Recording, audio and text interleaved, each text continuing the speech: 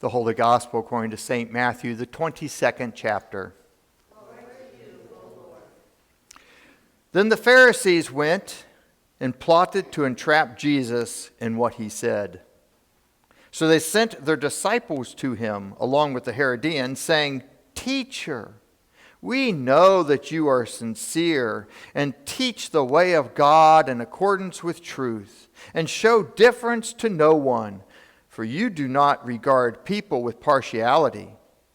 Tell us then, what do you think?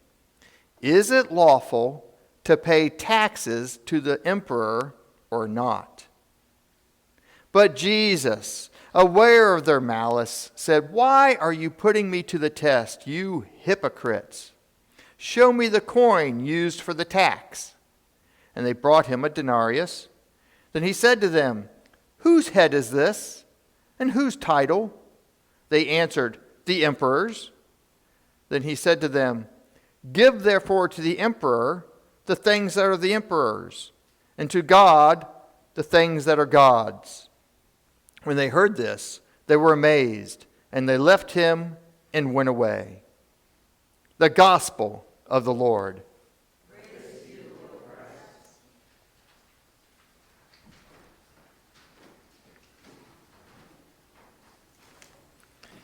Is it lawful to pay taxes to the emperor?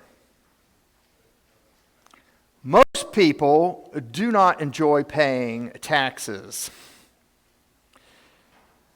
But this particular tax isn't even to support the local government or social services or anything like that, or the temple. This is a tax to a foreign occupying force. This is a tax that will go back to support Rome.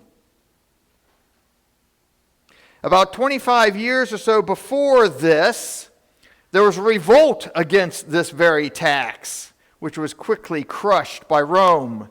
But it just happened that it was a man from Galilee that had organized this revolt. And here there's another self-proclaimed leader with a rather growing movement of people behind him who also comes from Galilee.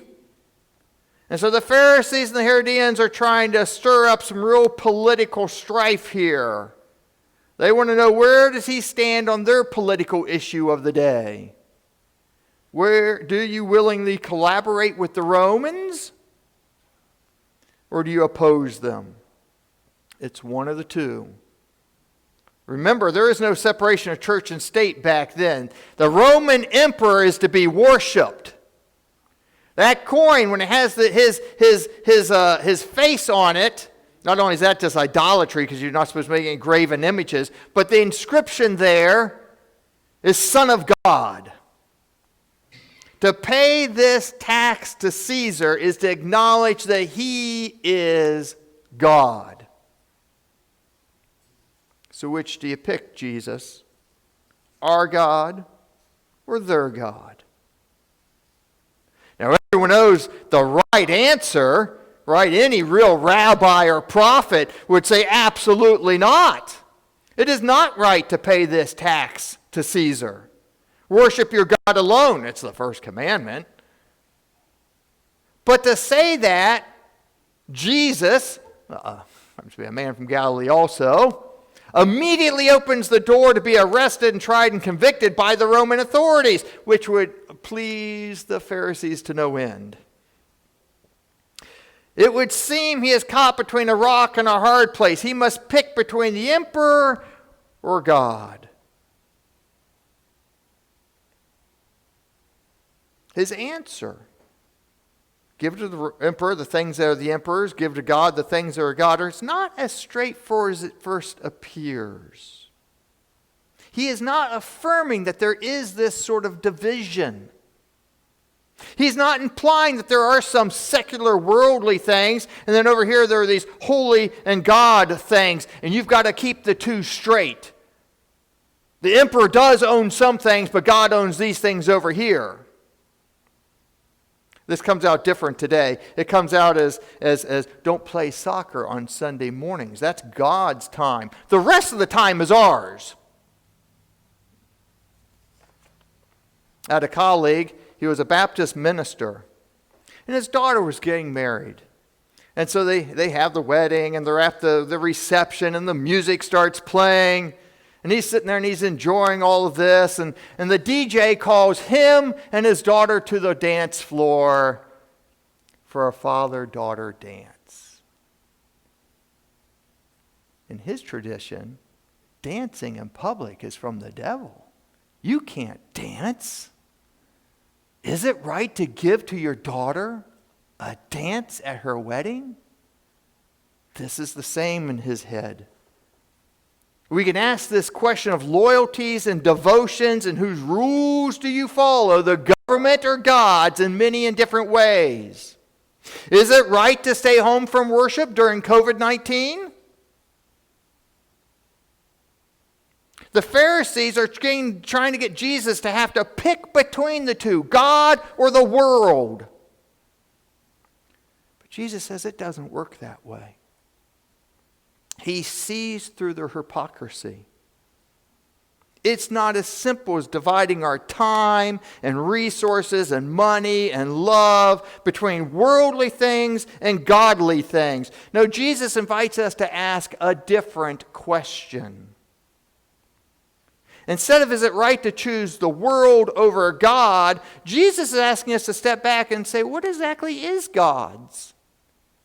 And what is the emperor's? Remember when Jesus is standing before Pilate, at the very end of the gospel, he's on trial, and Pilate stands there, and he's speaking for the emperor, right? And he says, do you not know I alone have the power to release you? Jesus kind of chuckles.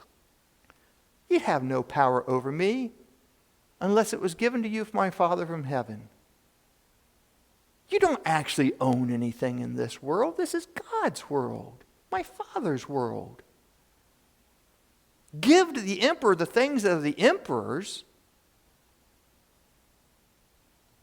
Not even this coin really belongs to the emperor. I don't care if he has his face stamped on the thing or not.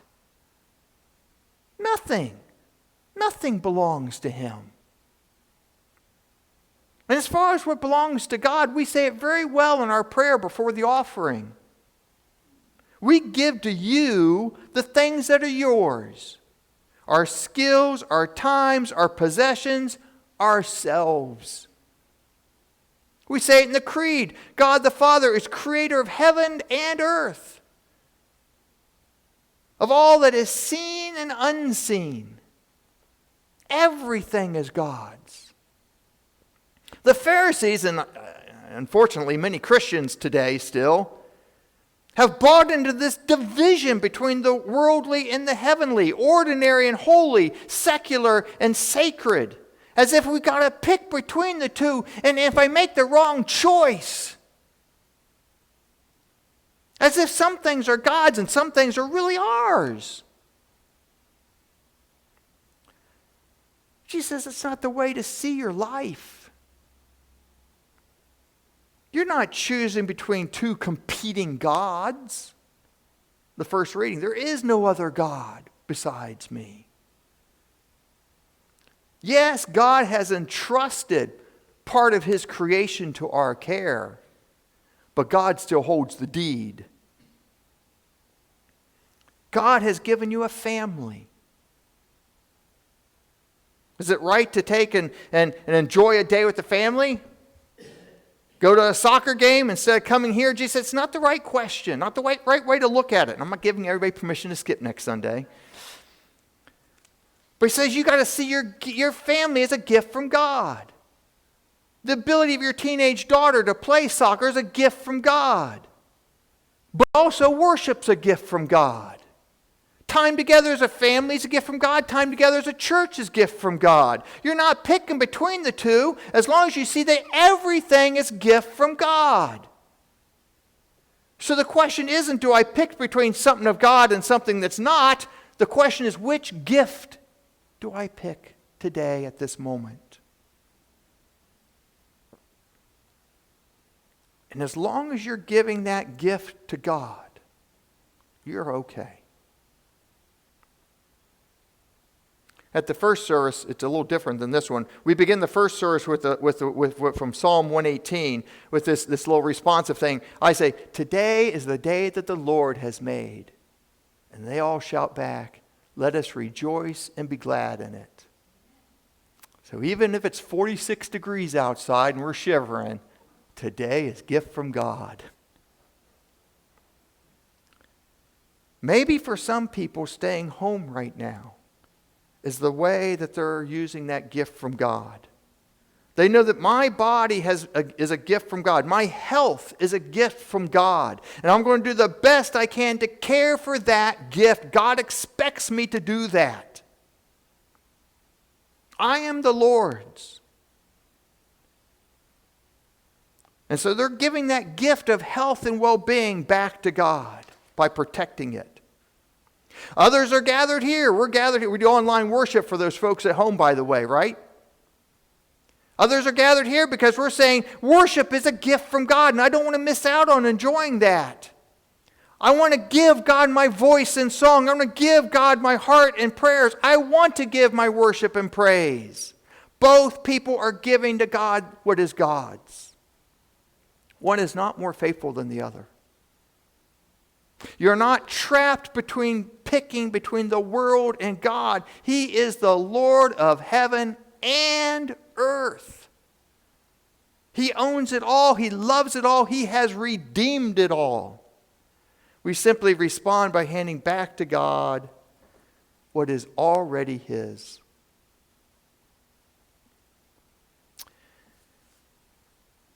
I love the words of the song that we're about to sing, and I want to close with that. Take my life that I may be consecrated, Lord, to Thee. Take my moments, take my days, take my hands, take my feet, take my voice. Let me sing. Take my silver, take my gold, take myself. And I will be ever only all for Thee. Amen.